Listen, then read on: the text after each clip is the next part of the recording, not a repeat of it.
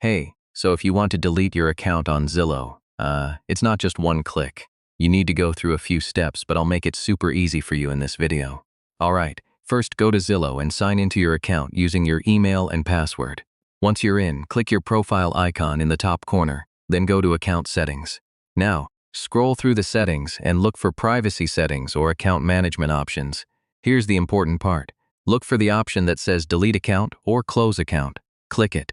Zillow may ask you to confirm your identity. This could be a password check or email verification. Next, confirm that you want to delete your account. Once submitted, your request will be processed.